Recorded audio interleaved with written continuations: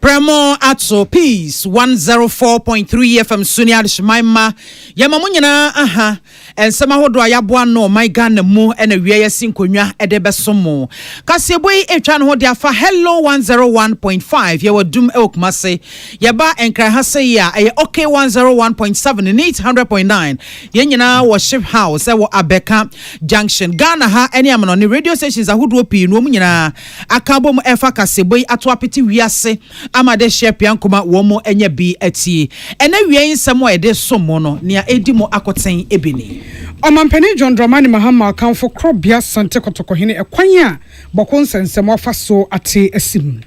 eno echi wakasa dia fapwa lugu dam no eho ache se mpanimfo ntu ho na mo sanso ana waka che airport mpanimfo se wo monkope sika ye de be Bolgatanga airport. A project which was designed to produce about 110 megawatts of hydro and solar hybrid power to bring thousands of hectares of land under irrigation. Ora Ahmed Ibrahim say MPP abanya koye egu banka ejina brania na yebeka se bank muano Universal Banks no mugu mako enkron microfinance de ahasa eduosia ensom. Zasika, when this country was handed over to the MPP government, Zasika, 9 universal banks were collapsed.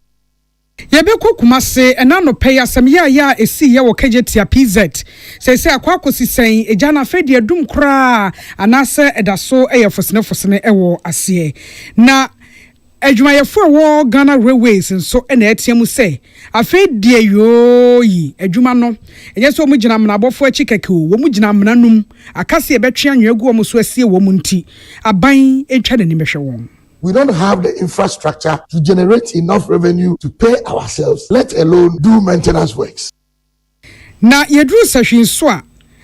so traditional council na etiemu frɛ aban sɛ wo mo hode enye gade no mu hia sojafo memama so mo betie sima beboa wo mo no mo kwaye ahodo no watimi abo eho ban ensem bi ka wenim ho ne yese ne kosode so mo say peace premtobre kase na ede kase bonu mu aseda ema MTN 4G plus open internet connectivity de fast ye speed wo mpa dia ene na MTN Turbonet no eno ena ye kanfo ede amawo Mr. Mausa enka esansa wonsa kan nyafe na wo download bibia ebetwa no frɛ se moti abona sum wo don sa kan ya na chese dem yopo na ona osene no we dey for you everywhere you go. This way chocolate drink we do here enso share specialized natural mineral water ya bojo nsuo sukrojen ya wonnom go minimum a wotenka say you wannom ensupa. Best Point Savings and Loans Limited sika krabia ope baby do sika kwa akoto ope bosia e de atere wadwuma mu a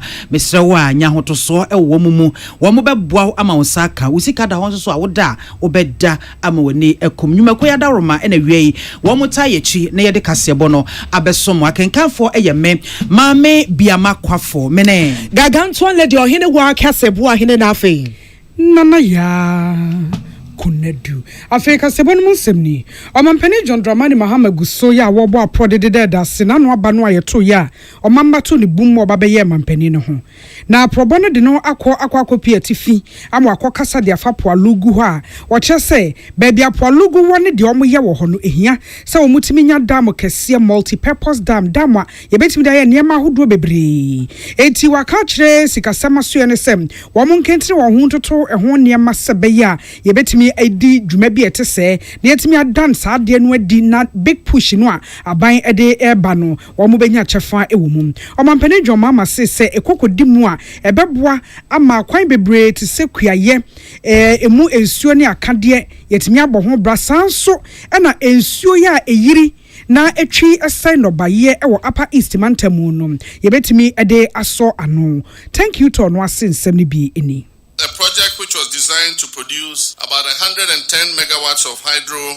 and solar hybrid power to bring thousands of hectares of land under irrigation and also serve as a weir for flood control on the White Volta River. The sword was cut by the outgone administration just before the 2020 elections with a lot of fanfare and jubilation. Unfortunately, the project stands abandoned and has indeed become a crime scene with almost $12 million of taxpayers' money paid without any tangible work done.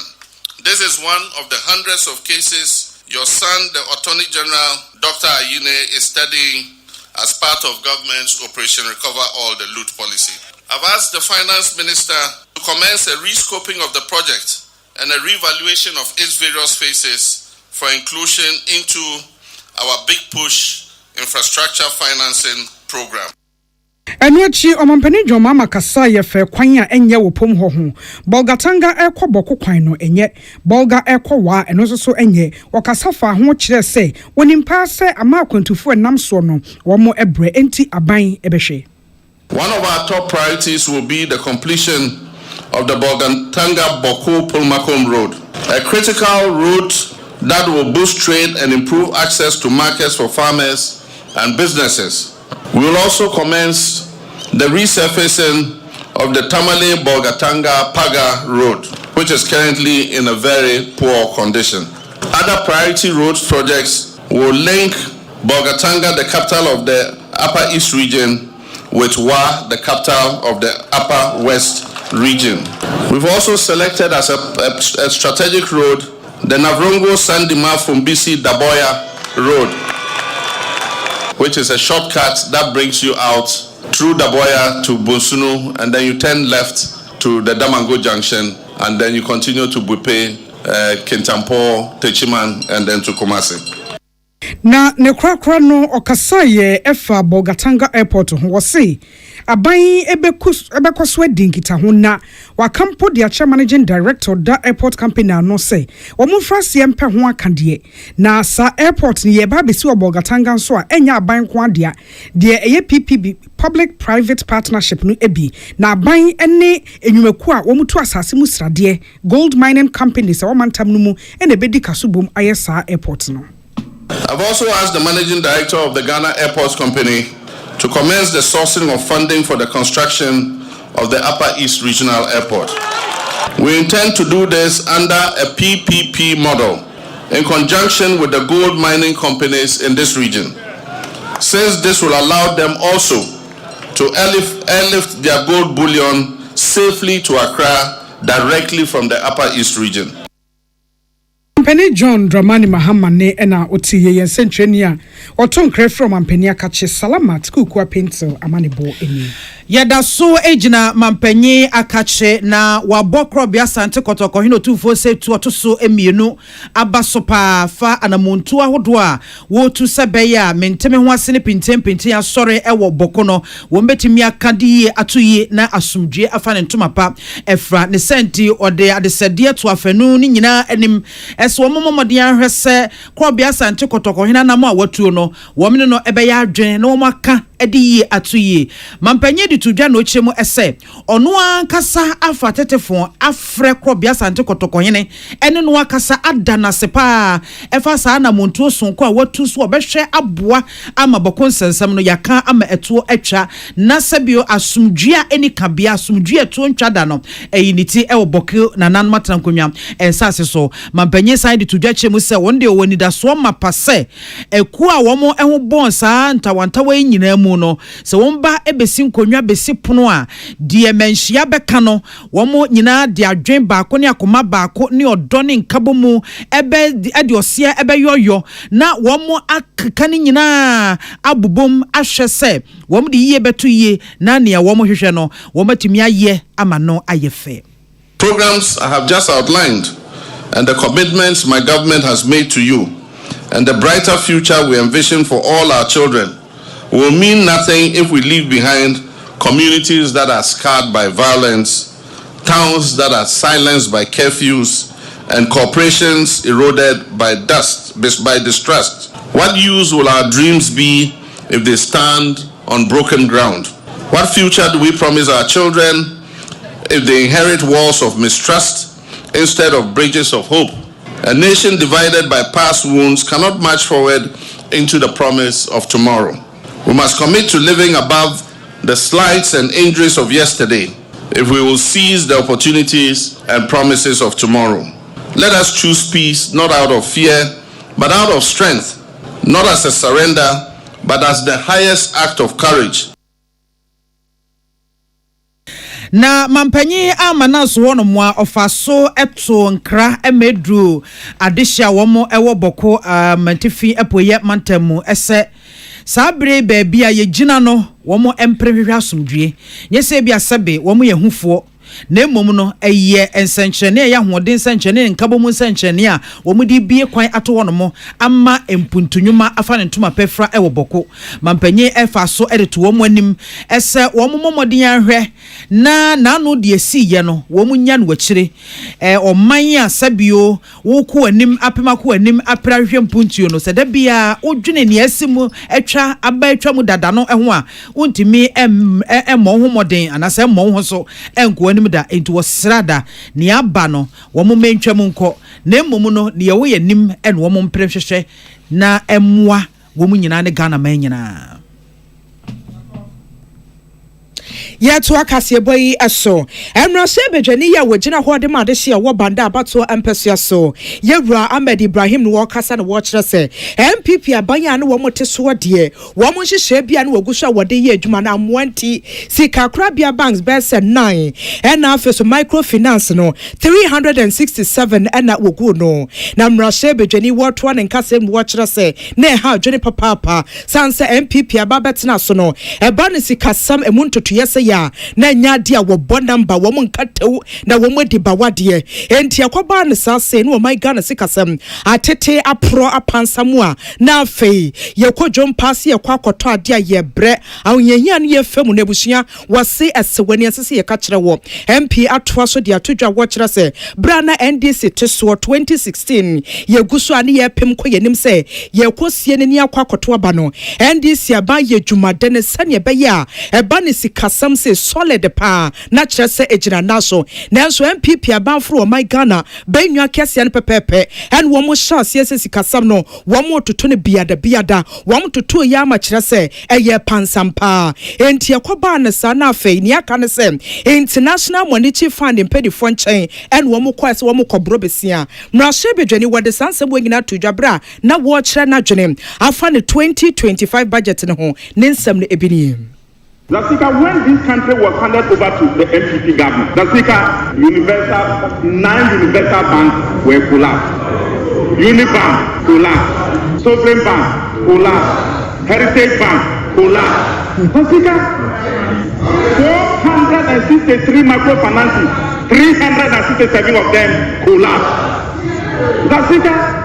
from the 33 universal banks that we have, they reduced them to 23. And tell me why Ghanaians should not be justified in reducing your number from 169 to 88.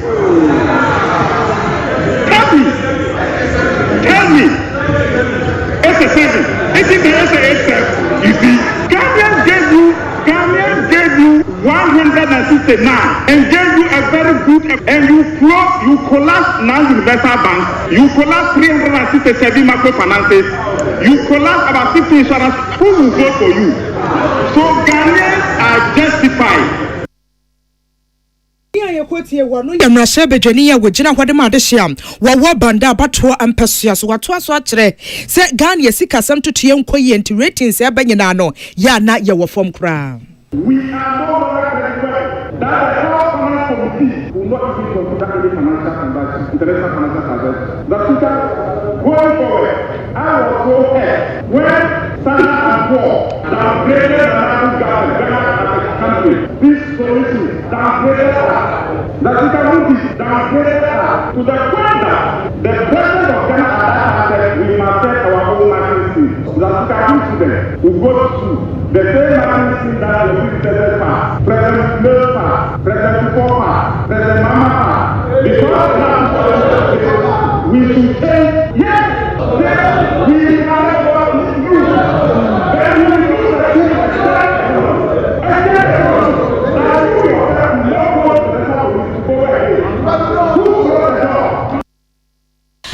Emrase bedwani ya wagina hode ma de hye banda abato empesua so wasanso ye wasofo ya wo hwe nkronkuma amamuamu nsemu Ahmed Ibrahim William Gentu nafe Emmanuel Kwali amanebo ene yetie yin Yeko asante mantam emu Mantam so phone mo for Dr. Frank Amwakwahina Kabio de Atuja say. Asante mantam mu bambo agina tukuo no bekoso ene aban nwuma ne atra hodo eboama akodi nkrofo nsem de bone bi te say National Commission on Small Arms and Light Weapons dinkita ho na watimi aboa ate akodi nkrofo nsem kwambone so emenu nti nipa bonfo nya bie de kokodi nsemone ede tata omanfo titiriw ewa asante mantam no mum ebra Dr. Amwakwahina ni peace news kasa no wa kyerɛkyerɛ mu de akyerɛ say ene akromfo ye kuta akodi de kokro no bom potamu nkrofo fie ne kwantempon so no efa dodo no kuta akodi a ennimu akodi omonam kana na kwan so na enyaye eti na ban ya pensu yi de omo peso mo ye wa asantemamu bi ene se wo mo bayire won ho ajejeje sa akodi de free sa mamofo no ensem na sa akodi ni wo mo nsem pi wo mo de bedi nsemone kro no bo ene enipopo ne ahunahuna de nkaye no mu a ebeboa amma bonefo sem no etimi abafem kakra Dr. Frank Amwakwahina de asemi tuja ebra National Commission on Small Arms and Light Weapons womo ene mpanifo ko ne naso ekwokochi ano ne kokodi nkita ho fa adwumaso a eda omabam ene emwa womo ehia ho woni asante mantamu coordinating security coordinator Captain Retired John Kwame Jabri ena eshia Small Arms fui na ne susu ya hodo ya wo ewa akodi ya akodi nkrofo nsem di bone ne de obetimi aye de omo hwe kwan so obeye ne ho no so wo kyerɛkyerɛ mu bi sei ena de kyerɛ yen. As RCC, I said, you betting about him by, and as a commissioner, more small arms, any trouble basono, a good opportunity for us to partner well and be able to, as it were, a bit control over a firearms sense. Yeah, be up no say, quite be a befa so and if I born for a criminal, a bit me a trample down on them. No, we are here to support and provide almost any support that we here to do that. And to do that, no, Omajuman said, yeah, no, Omo Tracy,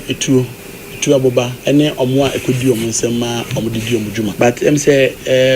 brano no you say be a robberies ni sa awudie ni because weapons aye omo use no is it that say omo register aye ana wonhu di pakọ ane dia na say nipa ne fa kwati kwa bi so na otimidi nya aye sa weapon nti na me show omo kran say borders ne all the security checkpoints no it me tracing in that manner it will be able to help us. Onipa okasei ya Dr. Frank Amwakwahina awe asante mantamu swafo na ne de achi na Executive Secretary Acting Executive Secretary National Commission on Small Arms and Light Weapons Dr. Adam Bona ediwe etoso. The research agenda is what we are all on. The president is expecting us to do a lot. And so for the first time, as we decided to have a retreat where our border officers and regional officers have been brought together, building their capacity technically and the soft skills also being developed and all that. So we are here to, say hello to you, congratulate you, and also see the office you have given us here. And probably request for 1 or 2 more officers because one of my mandates is to ensure that we strengthen the commission, our work. At the moment, there are guns everywhere, and we are the only institution that has the weapon detection system, which was donated to us by the German government. My minister and the president have promised we'll be receiving some few more weapons, and this is a sophisticated scanning device that if you have a weapon here, it will scan and pick just that weapon. And so we are here to see how you can help us. Onipati ne achire Dr. Adam Bona ono ne acting executive secretary National Commission on Small Arms and Light Weapons yensentre ni Samson Kwamnyameche enede amanebui ebaye. Panyi kwanchefo no eneda Ghana Railway Company Limited ano eye engineer Dr. Michael J. Anyatei na wode ato empanyufo enim se yeketeke akwan no isi ade agiagua ne santi saban ankeka no ama meso omu abiade anachese ebe ha dwene yie pa isan sesesei wo ne Ghana Magnesium Company for edo wo ensa ehwente ase apam biase a ede ayonkofa sonko eba beda wo entem na sesi ayi ampo no aban wo katua ho nsensem busumi nsia ni yentua nwumayefo ka ewo ho no mo ebeye den pa na wode atodwa chemu se sei rewe na se keteke dwumadi a wo mo edie no se aban amemu a wo mo ankasa ba bi wo mo gina ntenten wa nya de wo betimi ayehwe sa keteke hu dwumadi ana se adwumakoi afi apem ahanwotwe aduokono ensia 1896 na yetiye ya butaye a nesi wo mani so ne se yenkoko na ya na wo kwa ibretuo mu ye timber manganese bauxite ne ma bi etisa obo ade de adom ye no keteke ne besoa afiri ho no ne de abakan mu ansa na ye de akompoano akodi akomane amakwa amanone na sesei keteke ho nsensem ne ade wo hwe efi a waso ebesi takrade a eja adwuma chese keteke nko na keteke emma esanse akwan no atete apro apansam kra na wo chese akwan ne bi wo ho so kra no a enkrofo akotwitwa e de akoye scraps a chese wo makoton akwakodie enti wo de ade sede atompanyufo anim se wo hawa epempem wo manim eno no enti wo srada abanya ho bibi emfa mo mo ene no ntinkoda wo munwumaifo a be bosumi nsia ne akirenie yentua wo mo eka so no abanhwe no onye bibi emfa mo mo sanse ama sikase ho ahokere abo mo so pa engineer ajeyi anyetai e de sansemi etudwabra one atoye mantam esoafo ekoye nhyiamu bi. You bear with me that the real sector, anything you do there is capital intensive. We don't have the infrastructure to generate enough revenue to pay ourselves, let alone do maintenance works. As I speak with you, Honorable, I know you may have heard for some time now, exactly 6 months, am I right? The railway worker has not received salary. And Honorable Minister, I am not going to blame this government. What we are seeing now is a cumulative effect. When I say cumulative effect, I know we will understand. It didn't start from this government. But the good news is that there is hope. Na wa mananso wono mo a ene wodi tudwa chem se keteke dwumadie ne yebetimi asesam akeka yen ho amasa gina ne nan so pa sesi akra na wo ne Ghana Manganese Company for edi kasobom no kra de eno ebeboa amasa ayonkofa no po no wo mo anya sika e de afri ho no mo a ebeboa madwuma no mu apagya na Dr. Michael Anyetei aside di tudwa no chem se wo mo de wo mo hwa abanya nim pa sa ba beta wo mo achi na muntu a wo mo ene Ghana Manganese for etu no aban bebem netimi aboa no wogidie mapase keteke Ghana Railway Company Limited ebesan agina ne nan so bio. Honorable, we had an agreement from GMC. GMC is Ghana Manganese Company. They made some proposals. They gave it to us. We also did a counter proposal. This proposal, I've been assured, is gone to the minister and it has gone to the president. Honorable, please follow up for us. Follow up for us. I'm begging you in the name of God, through Jesus Christ. I'm begging you. Because if you don't do that, this company will collapse. We on our own, we can do it. Can we do it? We can do it. We can do it. So, Honorable, I know what you can do. Pleading with you. Please help GRCL. Ene a woti managing director ya ono ne da Ghana Railway Company Limited ano engineer Dr. Michael Ajeyi Anyetei na owiye no ena Honorable Joseph Nelson ya oye atoye mantam soafo enso chese ne ho adwire ne pa isanse bra okopie mu wo Ghana Railway Company Limited no dese eprono no hono mo a ene niam a wo matwetwera atetare hono mo nyasam ketwa wo mu hia se mpanyimfo anase ankwankwa di sika eba be wura keteke adwuma no emu afei so ebi a wo matwem se aban brabe ye mo o ne kom de yen bosumi nsianie yentua yenka ne no ena Honorable Joseph Nelson ede eto adwumayefo ni nyina enim ese aban ewo hyehyeye sonko a ato hono mo a wode ebeboa keteka kwan apagya mu enti ne wo mo aka no wono so asom obema aban aso ate. You are supposed to do, except that the challenges sometimes are a bit overwhelming. And so let me encourage you to continue to stay on course. Government will look at these issues effectively, I mean, with a vision to get railways back on its feet. A policy that will turn, railways around is what we are all looking out for. And that, I must assure you that His Excellency is committed to doing that. You've heard about the 10 billion infrastructure, the big push. Railways is part of it. And so let's pray. It will be good for everybody. It will be good for Western region. It will be good for Ghana. Ene a woti ye atoye mantam esoafo Honorable Joseph Nelson apia dankwa woton krafi Rock FM ne boansemi anoba ye to akase boy so ye de ni chirem okumase wa santemantemo ena no pe Ghana for yante asem de ye te hono a ene ye te se Hello FM 101.5 yedumuno to se course ne base ya Peace FM na de na ekoso no nsia kasebo ya maame na ya konedu ye ntene nkade na ekoso yi enti course e banyina ne se ebusua PZ edumdwom honom na abeto dwa se eja no kire se ugina echi na wo hwa ano dene ubefi se bia shi aman bi kura na da hɔ no mu a ɛtoto nea wotoa ne tetana dwedifo wani asabi seamstress form wani etonfo so na se for repairs wo mu anu demu a wo mu su wo bob na tietie mu wo bi de ne se gaga nea tie nyina se adwuma me ye nyina bank besia enti aba ne se me koya na asa me baaye enti aba ne sa no na hello fm de nea tie bia wasi atum sanse nipa nkwade ya na ehu hia pa na fiti anopa no wuti amanebo ana eba na fire tenders edu ho be se 9 enso still ne jana bi ejina na ejina na wo so wo mo bo ho mode pa na yankwa homa no so na ye ne yensentwe ne fiti anopa de wonu anansam ekoso kumase ewo asante mantamu pz wonom waboye amane otobro sie kojobu edu wabanti ye ne na enkodi enkomo akwa aba me nua pani ejo so mame fiti anopa de enkomo na wo bo mani de akire pa akwa akosisen say fiti anopa ye kan say je bia ne ni adin pa ato eye blue light were do that fight field the next one sana eye odu jafo no and no mabo mo din kan yi se kai yi ko na ba sa meka say don sure ba fi no matini adu eja no ha ma eja na aba from ne mo ba ha wusie anu odin kan yi na me kan say that fight field design no the etwaso no eja ni ese esoro no ana side da ana aba difference be a car park side one see blue light offer blue light so hana container to see so ni na she ya nya ba bukura gu the form man your margin to come with na twenya mani na afu so and me anko si aga na odu ja follow dinta chire on person see and say who say hono ukoko na de we are stores down necessary bobo say moto currently for ho this ni pa and to trouble ni for ho plug-in ni for ho moto ni for ho campus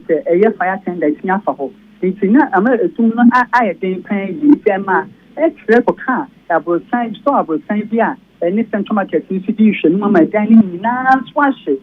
and to say no ban yen potemo ha na bro no use ya just like the dan no pan ni na brand wo ho ya kan ni na e ja ke kan no go so na je no atoni ni mu amana hye na Dr. Frank Amapohene on Ashanti Regional Minister on the so timi pimo ha na o de akoko sem emeje before no say o mo hwede na ban so ebe hwe asiesie ape bibia mo watumi abo mo bura asa ahye mo twemedi asen na de ye dis aduane ba ye woni ni pan yifo kwatena ase ahye se de be ya ebi ntan ensi epiem enti o twemo tuma bon so ni panda so bu ha wo be sha je fo no ana mo nyama shi na sunye jado mo twe kwat mi twahwe ama ambulance no be twemo ha se ko ben ni na so go ha shock na be ban so na anu odi so ni na no no we twahwe na ambulance so de we konsi ene de adum ne asantiman o man tia sente pa ewo eye kumasi me kwadwo bia na afi na enkrofo tie breben pote pa na jane hyase bai no sia embremu no sia brem oni amafo bi din komo mo say 5 who are say 545 obi say 550 enti yini I say na elu sia brem who say jano anu aye den de na ju wom so dia traders na katana ju wom preocupa na dia ko fa jane bai do bi ni bag the phone who say na mo fa security man bi as watchman bi omo jelda ha on say na light ni duma so bad yo ho en to say light ni dum so no and na amma ejano auto ti jane baye en si sabe do bi say e transfer fire service one so e dey report be na e bi someone dey ko fa jane baye we said dey baye na bra omo so mo say traders no at the phone e from say o medu ejano fire tenders do say na ba ho and then because ebi kone ebi ba and one how can come before me because any brain ebi kone ebi ba ebi kone ebi ba nti about my body for class food your mom we so as a car so class so ba be boy e be boy Ghana National Fire Service for no so say we should do e jano me pa cho sisi aye ka se jan yetumi adum no kura na se kakra tete ho we say dear, what's that? I have for their son. And I said that and do cry. Also, we do a hand in Janet Janet, but in Yadia, but in which you look, I would done what they find you are. Wadama, hello, FM Kanana. You build them, dear, and young canon. But I do job for me, my pants, young canon. I see on a building, I know, a show on, and I saw a year a down about one, I bought saw a straw about my father's one of my when he had do. You idea can't swing the car from the giant here and see and young canon. Obi Pry. Yeah, but then I'm giant to be up for 1 diamond and 9 I'm here. Diana suffers by size sleep out 4 years one and who said in Yachi at the room they were pro in Yachi, but said you're the funny dear for any day, apart from say, if you charge 3 years short, I might be charged in a year. No one said, I say, we are as a general, so be a card. Bra prayer uncle funny near my absolute shocking. And Sambi say, Esia yenim set fire for to make Jeban Bob by Sunny Baya or Bian rap premises honor minim say Bibisa Koswa. I also now Elcoso Cran or mobile band of Cran Nipa as a Evrim. Mobile band can you say Evrim? You see, I was a mobile band, some of them as band by now, just a firm so bring him with your hello and 9 night. Just a kind of normal day, and a judge for Ejoquano. It's a necessary amount of good young for super and can find at them. Then I'm saying, Pabasha, Junior, the 4 nurses were actually a deep crack show when you know from a shop, no, so a young man, you show me from a shop to the poor one thing. It's a man, Cano, a corner banana, and what you so about before your idea. Now, some of them hello from car park or what you say, when we take me actually or so wine. A jelly for near the shot if we yet take you do a more fast here. It's your nature, but so that for many as both funny idea, a pamo. Mekwajo my nasi say yes artist a man for na mase koda wo mo bokro no atorencham kese say yes na wetimi anya kukuduro kire say nipa nwene ne nkwa ho ba akokra yeda se pa enti ya yensencho ni otobro se kojo buodu ye arehosem kese pa santeman ene yante asem de adwadifo ane adan wura nom ya sabre modin senseme ewo ijano emu nyame nkyekere mo re wate yankopon ono ne rekyekefo onkyekere mo re de obi ampese obeti ena atomone monkafra yakonsam foforoso na wotwe mu de ababaya na no ogina dom kwabenya mrahye bedwam ewo MPP edimu Sarah Adwoa Safo waje ne ho menua da obonwuma bebre eso en wakwa akokasa kire ne boa anwu niema bi ekoso ewo ne abrabomu mrahye bedwam ene de ekoso wo ne mpasua so entwo ya MPP diye wakasa wo ho bebre enne kora se na da obonwuma ne bi onso obekọ na enso amane boa ba ene so party mpanimfo ne bi akọbọ pempim oni fie honom se ya mane mpie kora no akọ ye interview bia na obi akọ kasa bium ebrekron wenra epie se o makọ saman no edna ma party no ba so badwa wo mo hwe na se obi ye bibia eye ne amo ho sem a obi se bisa no etwe na so se omra meyi no ho ano ye kasa wie deputy general secretary Emma MPP Haruna Muhammad ye be se ne no edi enkomo kakra fri se obo se asem ne fa bi committee ne kura hwe ntwo mu di ye no mu a Sarah Adwoa Safo se committee na adwuma mo be ye bogus chese nkonkosi hwe nya adwuma bi edi mu ne nyina ya ade omobo enwoso Haruna Sautemenka Mahain Haruna Yeresa Yebenya Haruna Muhammad Deputy General Secretary New Patriotic Party ewa homaso na de yete se party for na yire pempim den se Sarah Adwoa Safo ne onko interview bia biu enye se onko interview bia akora biu keke wo mo san so asaman no edno ama bedwa ya ehwetenetene ekuoma se omofom a ene ehon sensem ahoma no enimwa yen papa enti ye hwara sa ahoma no antomu dia na yɛbɛkonkon so na yakɔ ensɛm foforɔ so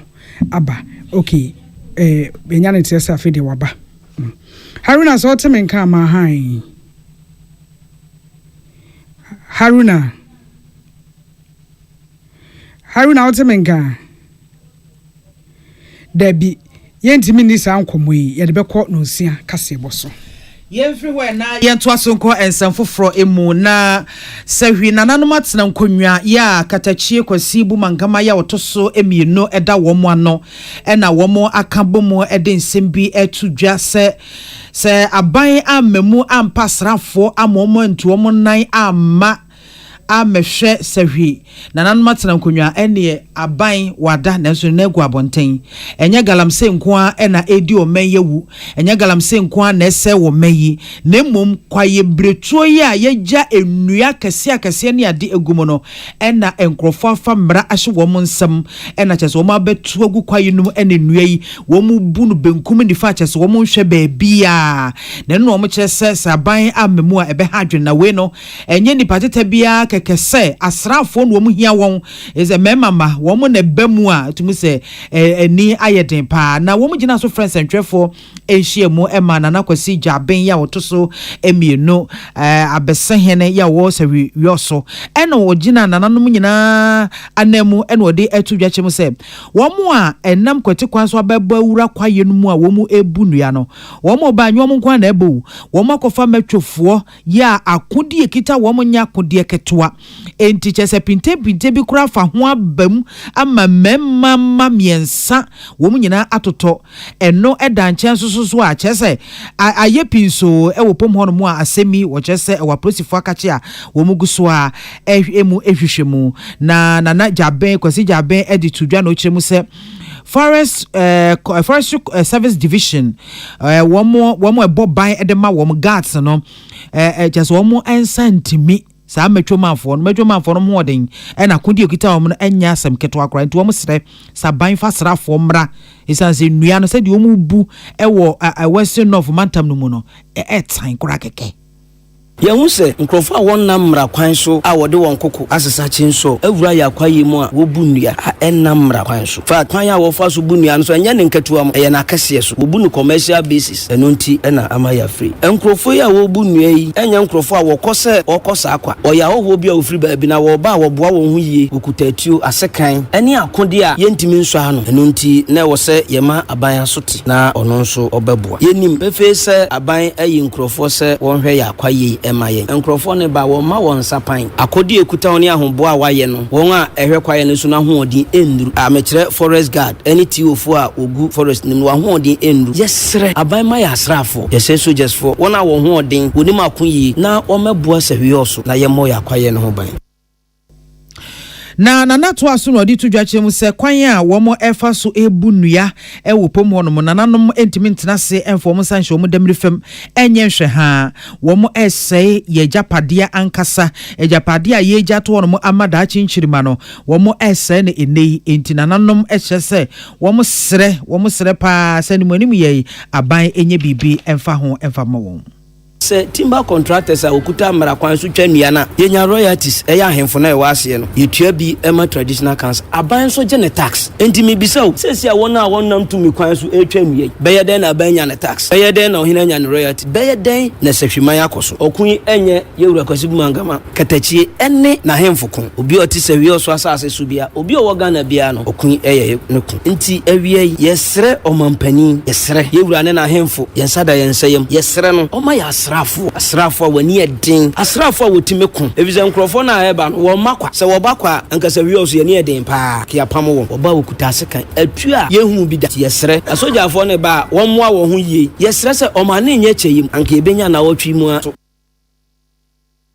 na ne krakra mu no nananom ahemfo binom soso a wo mo ekopie mu wansentwerefo ehia mu no ase ene wo mo soso ne peace kase botwetwe nkomo ene wo mo kyese sade wo mo si science ase ebunua in fact anoden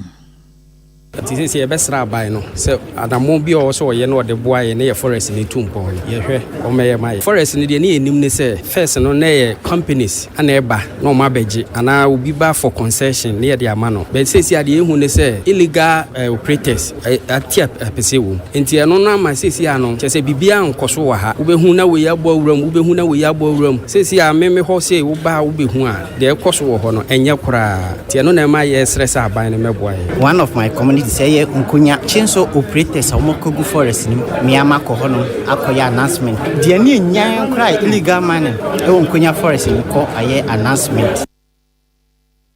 Wey nananom ahemfo bi a womo ewo nananom atena nkonwa wo sahwe wioso na ensemi nyina yensentreni Kwame Konto Boaten ene boano edebai Emro sebejani ya wojina hode ma de hia wo ebu akwa South Abato empesua so wepo mantemo Dr. Kingsley Ajemandia to just say to de bi ha dwene say na Abato empesua bekono na wo bi se makohia popa mewie nemum ejuma ho nsema ye de ne pa dia ma no enti say nipa wona bankyere say ya watete ho no ejuma bi aba no wo kra no ejuma ne ba na kra na adane a wase say ejuma ne pa de me kopiem wo university ne nyade a mehia ye enti say afom adwuman de kwa bia so nyaade a metimi aye bienti MP atone boase afrese America wane aye sonfo emrasa ne be ya won betimi ebie nnwuma ewo na bato mpesua no so a won betimi enye adwuma aye eno ada na beto dwasa asomfo aye ka won wasem be se aduono de wo mu aba na se ne wo mu ni mamamre nti wansa ya mamre no o chihiri na nkasa o saagefo amoti oforipeni wo mu ko na ase a wo mu kwasa ne kire sampa ni kuro so anasa ne maaso no wo mu aba na wadi a be nyina ne se wadi wani ba beto fam se kurase abotokura behwe se ebu akwa South Abato empesua no so ne hefa pote enye bie enwuma mebu no betimi enye adwuma ne bi aye na eno no ochehene kasa no wo kire se nani age papa wase ekuo ne de edoso ye wokuo beti se a journey to destiny ya kire se wo mo sa no wo mo buasa ne be ya mmofra ya ye ni wo mo na nso bra no wo mpese wo mo sua de no wo mo nya sa kwanya no wase wo bo wo mo chidom ensem ochehene de Our governments of the past refused to extend opportunities to rural Ghana so that people who live here cannot be called assets to social and economic gains. That's how we live here. So I am, like you also, here because I need to make sure that the time that God has granted that we need to, first of all, empower women. And I know that when women are empowered, when women are secure, when women are educated, the likelihood is that their children will be educated. It's a fact. You can go anywhere and so we need to empower women in this and in this country. Poverty should not be allowed to determine our future. So when I see a group like yours who are just not for a material wealth or money, but just to have in-depth service to make sure that some child somewhere, unknown to you, may not even have a name to anybody's knowledge, will have some place to sit and a desk to write on and a good teacher to learn from. Because we know, as you know, that for us to develop education, and infrastructure. Ochehene osagefo amoti oforipeni ya otoso mienu nensem anono na anu si na mrase bedwani ya wogina hode ma adehia wo ebu akwa South Abato empesua so Dr. Kingsley Ajemankyere mu se wono de na Abato empesua no wo enisuade hunu kese pa de ma wo mu na mom to de bia ye kasa Ghana hankuto no wotena ye bedene entina bra no woto nsa se mu amunsem wo bia mu amanfo amaso mommo ne chidom muti omo a obode omo ye nyina eye ade eboa ema ene nkoda ba ya so extra opportunities e wa hanom ba investment mining opportunities hwe manim ni machi nyina bepo am ho nyina ya box ne any gold extra eco tourism e wa hanom extra setting up manufacturing companies because I had ne e the same fifth e Accra ne Kumasi I two major omani ajepa yakọ SOS Children's Village ama omne nkoda no ekodi nkomo ama ma make a lot of commitments on the SOS Village. See, I'm a meeting a women's group, a work constituency, engage in the stakeholder. A man here who's a lot of traits, a man they will have an opportunity to even export some of their goods and products and services to America. Emrase bedwani ya wogina hode ma adehia wo ebu akwa South Abato empesua so wepo mantemo Dr. Kingsley Ajemanensem anono Felicia Foster ye kendini edi makui wono so kasa akire wo mani hyiade hunu So what we heard today as we've been interacting is that there's issues in education, but the number one was with water, the problem with the water source, needing boreholes and things like that, bringing in soft skills, data jobs and vocational training and things where the young people can make a life for themselves. One of our main goals is that we don't want to give a hand out. We want to give a hand up. So we want to allow people to have education where they have vocational training, where they can take care of themselves. We're not interested in giving you beans and rice. We're interested in giving you tools that you can buy your own beans and rice. So that's what our goal, and that's what we heard this week or today. Felicia Foster wano America enipa bese eduno asomfo no na wato ne bu ase a wo chechem. We don't want to do the education, we want to do this. Enti Michael Krofi na wa chechem mu kama wode asom yen. A piece of from to break a sebo, your miss Wajabo from Krato, Eba.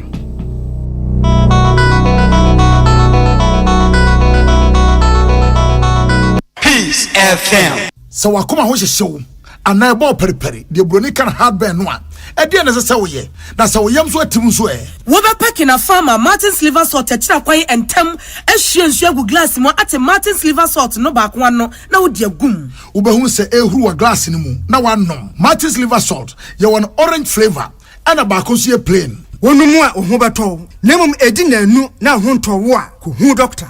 Peace FM. Tune it in, turn it up, Peace FM, and rip off the knob. Yeah, abusiafo ebraso se yede Ghana mampanyufo a womo ebesi so pen ya womo eko na yede womo abakosem ehase edebremo ne ye toaso na kane mampanyi Jerry John Rawlings ya wonya ne baby ekro ono na yedru no so Rawlings womo ewo no eda kwasiada June bosomeda ne to so aduonu mienu afiapem ahankono aduanan enso ewo nkran hase na ne mame edi Victoria Agbotui ofri anno ye wo ehwem ewo jelukope keta na afi ne papa James Ramsey John ono so na oye Britain ni ofri Scotland na ne papa yi wone ne mame aunt na amomo ofri omaimo esade ni echre Britain memo afiapem ahankono aduonum enkono Rawlings eko school ewo Achimota school na afi so military academy ye wotashi ehon mo no je entity kakra na ofri hono obewareye nana konedu ajeman no achi na was one no ewo ememu miensa ya Zenato Rawlings ya Santua Rawlings Amina Rawlings achi na bema beka ho Kimathi Rawlings na wochemo se ne nwomesua mu sei na ekono owie secondary school ewo Achimota College afiapa hankono eduosia enson na okoje ntiti wo Ghana Air Force na nuachi womo epeja no March bosume no afiapa hankono eduosia enwotwe ene eso wonkota krade atoyema ntemu na onkoto ne nwomesua so ewo ho January 1968 na chese o graduate ye na omo commission no as a pilot officer na eno ne mu ma chese eba wiemhyen padia wo de oboa wo te so ankasa wo ka wiemhye matimi dandan ho wo wiema ene Ghana matimi boje ne so pa na wo chese bra wo de ho kobo Ghana Air Force na wo hunu se da bi wotimu se asobrache sunsum ate atonsuom ewo ho na afi kura no ketashe prekankan dream di o meye wupa the teacher Supreme Military Council ekuo no na numu na enam soma wone asrafo nkuma bi keka wo mo ebo mu a eti wo mo ebe gina pintin pa ma chese wo me omadwen se wo mbe hyase no wo so ade wo ho agim bi ahwe aboabo adom ano se wo betimi aba abeje o my Ghana so nti adesuafo ano wo mo ewo o Mansu Apokuni University of Ghana wo no mo ekoka bo mu ma chese wo mo so ede wo ho ebe dom no ema nani so ade hunu na afebutae wo ewa amanyomu so no wo de to wo manim na Rawlings hunu se yes abren na Ignatius Kutu echampo na ban etia konwa so adwuma no wo ye na chese enso ni kura enti afi January bosome no afe apahankro aduoso emienu na woye na adwene senka wo betu aban agu nanso no entimi antentam na wode sobo ahodoye ketashe pro kankan ne dwurim ho sobo ebo achampon aban emma chese sobo ba ko so wode bo ne se esan tutu ya na won tutu ni yie wo man mu na ye de ho ato amonone efo esonko enti na magana yisikasem ene adwade ho tutu ye no na ato nsuom kora enti emabunu asafo mabunu woboabo wo mo ano na afenso no adesuafo binum a woboabo wo mo ano no wo mo ebeti ku bi ye friend Free Africa Movement na chese wo mo ye movement bi ano mo hye kokoa mu a chese wo mo hwe kon befa so a wo betimi aka abimanyina etimi abom na nyase wo mo ekɔ nsansa akwa mum no wo nam abantugo so ena nka behwe etimi agi ebibimai asi ho na bibimai etimi enya enkabom sonko na eda ebnada me boso na to so edunum afiapem ahankono adioson enkono emu na sabre na akabese na wotwe enum ama yetimi akwa akotoaba ena Yera Rollins one asojafo afoforo be ensia bi eka no ho wo mo ekotu General Fred Kufu na ban no etu egu ye nanso no wo mo chese anyeyi wo mo yeso mo kutu aban na gu no entimi anyeyi eti nam so ma yechi wo mo ema Yera Rollins ye de no eko gina General Court Martial e de no kotu afiase senka yinkonkokum no kra na wo chese ensem bia na mabuna no boaboa eguso ekoso na fe wo kanensam se wo be ba beboa beji o mayi na chese maomanfo enya atema bi edema no eti bra chese wo bia nim se o we de yakuna wie no ena asrafo nkuma bi ka wo hubom no mko yie no efri efiase eye edwoada June bosom na neto so enan afiap mahankro edioso enkono emu na wo mu chemu se ebra wo mu ekoyi ni sa no na chese afi Ghana fo abepena sempa eti wo mu hyase ma abanya no akonwa so no keta hyehye ho krono ne dwurim ho sobo ne ade wo de bo mu a ye Yera Akufu na ban na fe Supreme Military Council no na anchekra na Rollins kwoti abedwakuo bi de Armed Forces Revolutionary Council no na be dwamtani ebeda sa ekuo no ano na eye asrafo nketo anko a na edom sa ekuo no na afiap mahanko aduoso enkono abantuguo no sa abre okokasai GBC yentie ni nsem ni bi can vote people in and out personalities, okay, but my dear,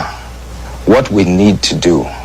in this country is to establish a situation where even if it was the devil who should come and sit on top of us in Ghana, by virtue of certain procedures, certain practices, the devil cannot get away with doing whatever he wants. He would necessarily have to do what the people expect of him.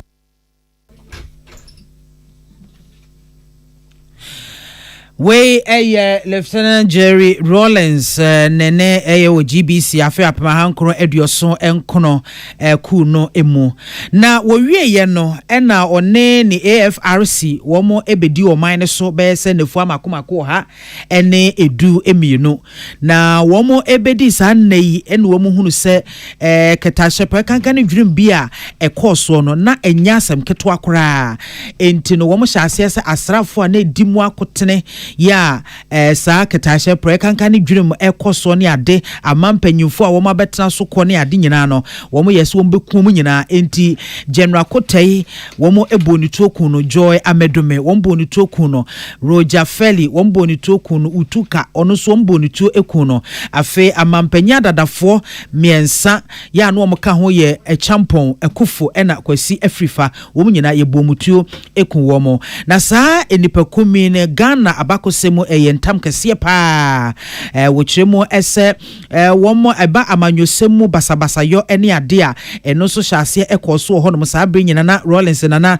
chess woteso a wo hyase so ye house cleaning exercise eno nam so ma nipa yese yekun onya asam ketwa Ghana fo bese bebra hasa ene saa bre no wochi womo edu womo ekokosie ye na eno achi edwoada September abosome na to so aduonu nan afi apmahankro aduoso enkono emu ena wo omudi tumi no mu emma mampanyi Hela Limana wono so nya baby eko na ono dama yukwe the People's National Party en wode ebaye na sa People's National Party no na osajefo Dr. Kwame Nkrumah Ghana mampanyi oboaye ejefa hudie ema yen one mampanyi odikan na chitafo no omo edom sa People's National Party no pa na ochese bra Limana aban so ebabedi akonwa emfie mienu pepepe ye 31 December 1981 ena Yera Rollins etu no ade so no na mabantu go so ena chese otu no ade so kra ese wohwe kwanya no ofa so ebu oman no a ase ne nsem o mredodo na Ghana yesikasem ne adwade nso no se ya na ese kwa na ekofom etu obabagi tumi ese obeba no abehwe atoto eniema edientie 1981 abantu go no so se ena isikoye na kanema mpeni Jerry John Rollins susu said Dr. Hilan Libana memwo no enkoye na oman no sikasam ene ho ntotoye wontimi nya ho ade eti oman ne da so dana monone ansa ene yakoyenim eti December day twato afe apema hankron aduwotwe baako 31st December 1981 okentene ho yeku ni bion e de ba betu Dr. Liman aban eguye na ebro tu Liman aban eguye no mu ene ode ebu oku a yetu di PNDC Provisional National Defense Council na yesoja aban ya wo mu ejina asoditu anamo bebre oba yenso na mfefo amamanya na ede revolution anaso ojahyew ena etu aban egu age tumi no ono omo esene so yie pa edi kaso bom eti aman bi te se Suriname sa brother ne Ortega ni Nicaragua yi ena Sam Nijoma ni Namibia yi wodne ntoma bom de ano ebrenu mu nso na Limane ayese Ghana Black Stars African Cup of Nations Libya for count na so Ghana Black Stars kwa kansie no mu ekokọ nkunimdi anase bonsua no kra ede baye eno ne bre toso 9 AFCON trophy a Ghana enyaye PNDC ebaye na omo ebu man de nanka omanfo nim se we de yesi twobo omanfo nyina party anaso omanfo nyina frɛ yie mbra soja aban na aba na eso ye de twobo na ekono wo mu hu se da bi ankoye se dodo de na emom na ye nipa kakra bi nti wo mu nhye da nso mpo hu sikasam totoye no asetetetefo de ya de betu wo mu no abi 1982 PNDC kire se wo de mfie 9 ehhye ye fa sikasam ho eba eno so anhye da ankosi aga sa abrenum na control sam eba ye ema PNDC for edan Workers Defense Committee edi and afa People's Defense Committee na sa breno control no na botai ne se nipa kakra bi ena sika wo mo sam nti wo ne ka se mpuni a ena epunu nti ye de ba aba abedwojo wo mo adwuma ne wo mo tumi anom ye free ho a ye betwam ni aba abesi 1992 afi apem ahankron aduokron mienu sa breno emu National Commission on Democracy NCD ebaye kanema peni JJ Rollins ene boss abedwayi na oboss abedwayi a nabotaye no eyetiawa se wo mo fanya ntoto ahodo ne ntisi kabi ma menka bi mu enti PNDC ebeko ama NDC abano na National Commission on Democracy na etututu ho anamona wogina sumpo May 1992 ede ye my Ghana ye constitutional mamrano a ye di edi dwuma enti efiade bi na ye November de toso miensa afia pem ahankron aduokron mienu 1992 na ye to aba ebobo aba na no INEC sabre ye to aba no wo mpasua ahanu emu na mpasua ahanu no a ye to aba no NDC ye kan nyina bo munya ema no hanche mu aduosia 60% na kuokuo nkaye ye ka ho so eso ade aka no na sa wo hwa mantam ahodo mu no te se NDC obo mantam ni bi te se bono omunya hanche mu aduosia mienu wo kofraw Volta hanche mu aduokron miensa na de aka no mtiti gu mu sam na womo ne kanema mpeni JJ Rollins si agan no na Professor Edu Buahin odim onya ohanche mu aduasa ba ko 31% Dr. Hilan Limana na ya betunu ama no so kwa abato ni BPNC fo no womunya ohanche mu nsia na echi pongotwe 6.8% Yera kwabna dako na bi kura fra na kokko dako onya 2.9% ana Emmanuel Eskin General Eskin echi ho 1.7%. Na saa ba no enipa no mu din wo di ntrongo memu a woso amokoto aba wo hanche mu aduonu mefa bi ene kokoto aba efa ankoto aba no enti kanema pani JJ Rollins NDC be din kunim etoa amemmuo no eso na edidimu a na yakwa abato a etoso na saa abato na edi eno so echi 1996 no emu sensem pi de din kan ne de se MPP for ne party kan MPP titirum eyi wo mu firi mrahye no edi emu enti wo ma akọ mrahye bedwam wo ma manipa ankogina ampre mrahye bedwam de kra e ba saa no akonya wo mrahye bedwam no hanche mu bebre ema no wo ha edi wo twenkron 189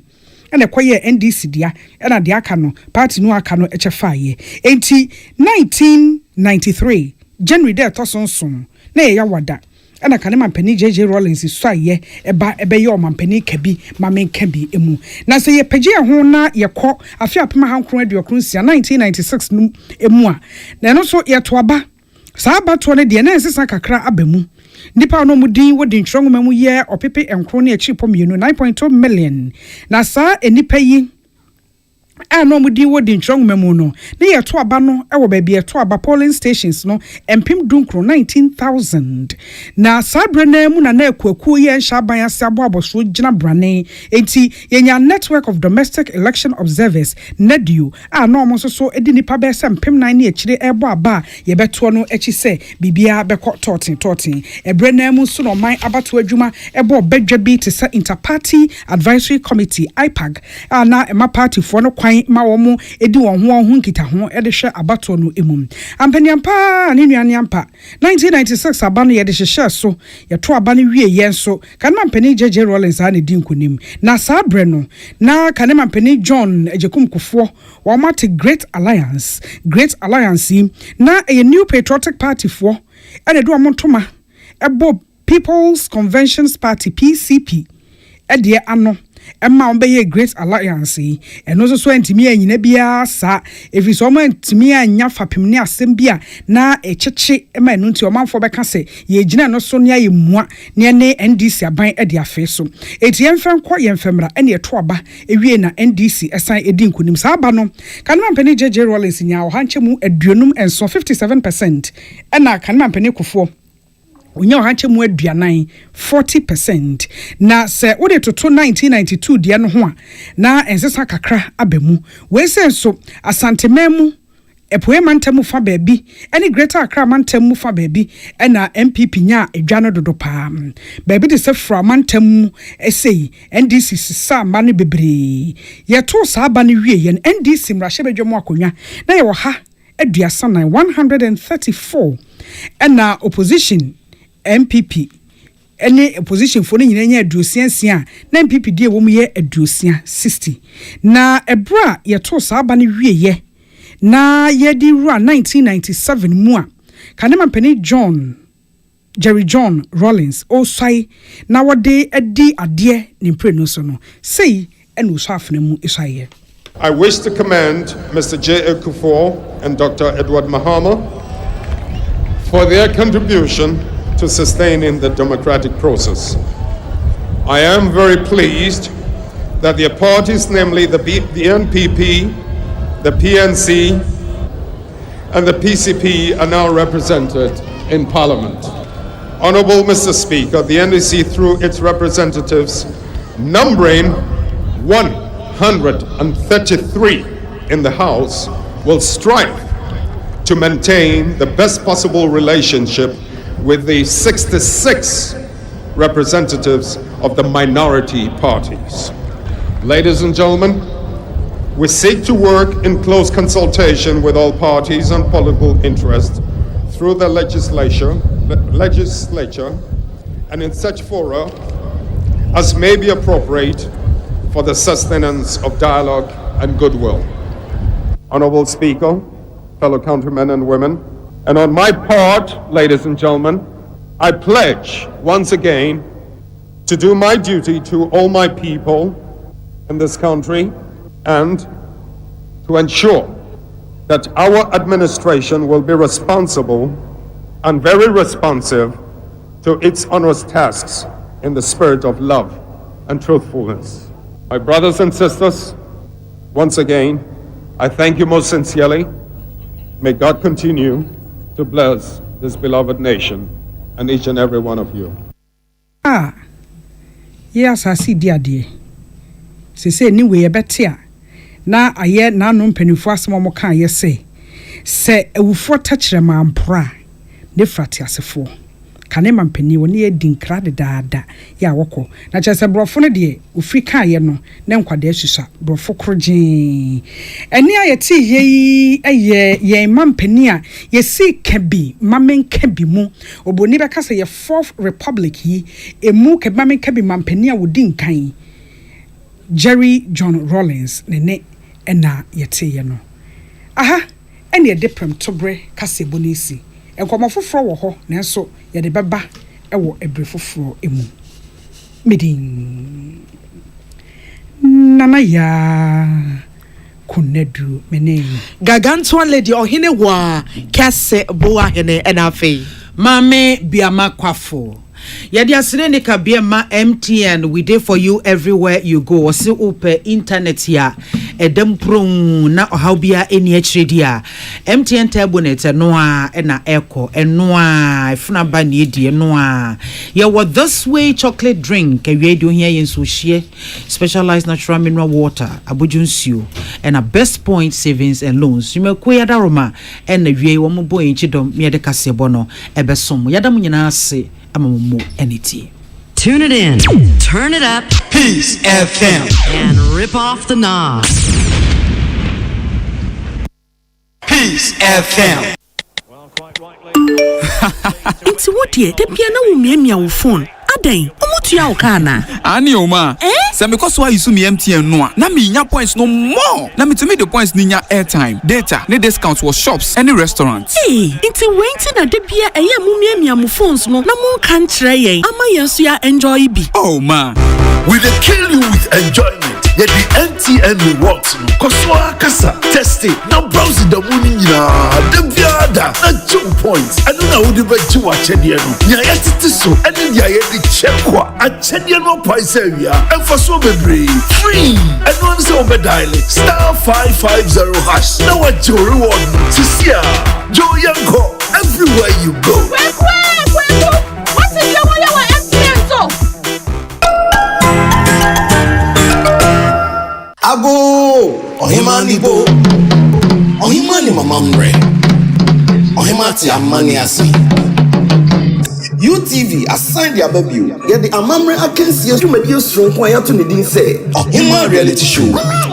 obapa onim amamre ohima ahonfene amamre uyo obesima wedding fie dum wo chikosi aduonunum wano ate unim amamre na utimi kasa badwom dia ene bro because phones free our GH schools and our UTV from there na bet show bobre and phone baby a wo free asante ufante nkran from mountain etifi mountain bunu ahafo anase fifi mountain epuye na satoye kanwe na bet show bobre auditions bekoso e wo kumase ene nkran mumra GH schools GH mega studios achimota abofu match da etoso aduonum kanwe na bet show bobre na chediam pempempi wo oma yaji ani no na yesia amamre amane ne abakosem kai say omapia fopim ejana mamre ohima reality show obapa odi mamre ohima ahofene amamre ohima nibo